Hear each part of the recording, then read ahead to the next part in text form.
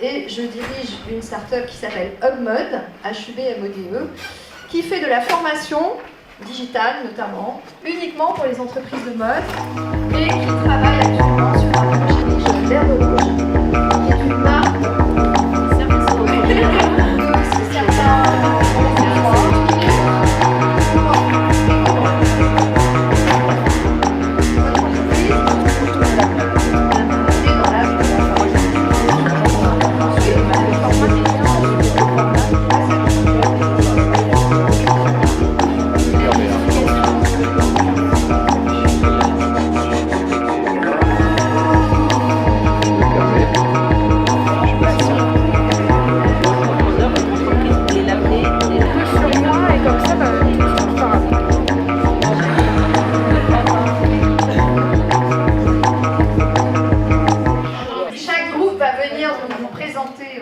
son entreprise dans 5 ans. Pendant ce temps, les autres groupes vont écouter avec une très très grande attention et vont essayer de noter 2-3 choses.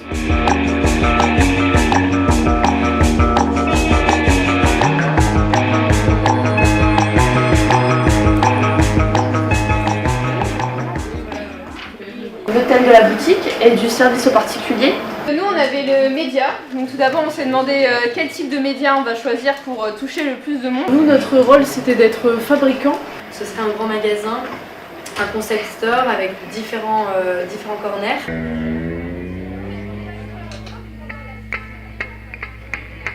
Le principe, c'était de créer des ateliers de relooking de vêtements pour personnes âgées, c'est-à-dire que les personnes âgées, les seniors, viendraient avec des vêtements qui leur sont chers, mais qui ne peuvent plus porter du fait de leur morphologie. On a choisi l'application parce que c'est le plus accessible finalement partout, n'importe quand, par le plus de personnes. C'est vraiment quelque chose. On dit que les applications sont sur la première page de notre iPhone. On s'est centré sur 3 thèmes principaux, l'impression 3D, le respect des hommes et le développement du marché des seniors. On aurait aussi sûrement des vêtements recyclables à la base, enfin des produits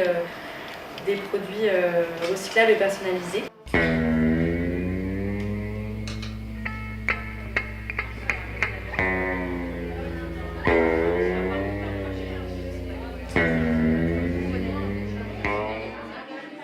On créerait des ateliers où donc, les seniors se rencontreraient et qui seraient animés par des jeunes qui sont en réinsertion, donc qui seraient issus de formations plutôt couture, mode, modéliste, etc.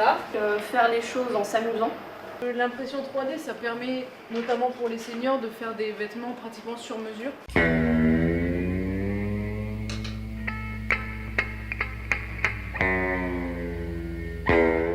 Et donc en plus de l'application, on voulait mettre en œuvre également donc, un blog pour faire en sorte que le tout soit également plus vivant, pour faire des focus de temps à autre sur des nouvelles marques, des nouvelles entreprises qu'on a trouvées ou que les personnes utilisant l'appli nous ont fait découvrir.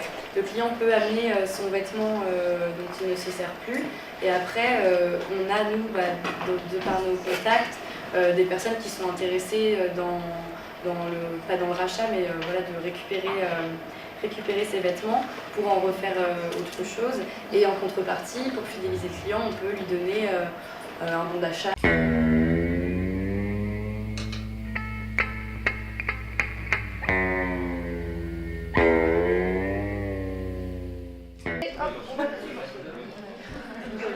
Moi j'ai noté avec beaucoup d'intérêt l'impression 3D, voir ce qui va être réalisable ou pas, la notion de gestion des déchets également réutilisable, et il y a la dimension sociale qui est ressortie également de beaucoup des projets, parce qu'aujourd'hui on a ça au cœur de nos préoccupations et c'est aussi un acte militant aussi des marques.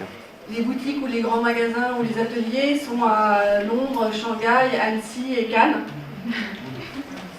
Le choix des produits, les vêtements à la demande, customisables, recyclables, quel choix de partenaires à l'étranger pour fabriquer, et puis comment on peut fidéliser le client. C'est vraiment un modèle que doit suivre la mode dans quelques années, c'est la personnalisation. Parce que maintenant, les marques sont de plus en plus générales, tout le monde porte la même chose. Je pense que les gens ont assez marre que tout le monde, que son voisin porte la même chose que lui. La relation quand même de proximité transparaissait dans tous les modèles, c'est-à-dire qu'on pourrait penser que dans le futur la relation se dématérialisera de plus en plus, mais tous les modèles qui nous ont été présentés font quand même état d'une relation de proximité, que ce soit au produit, que ce soit une boutique ou à autre chose. Les acteurs changent de position, hein. On a beaucoup parlé de clients-acteurs, de consommateurs. C'est vrai que la position respective du fabricant, du distributeur, que ce soit une boutique ou une grande chaîne, change.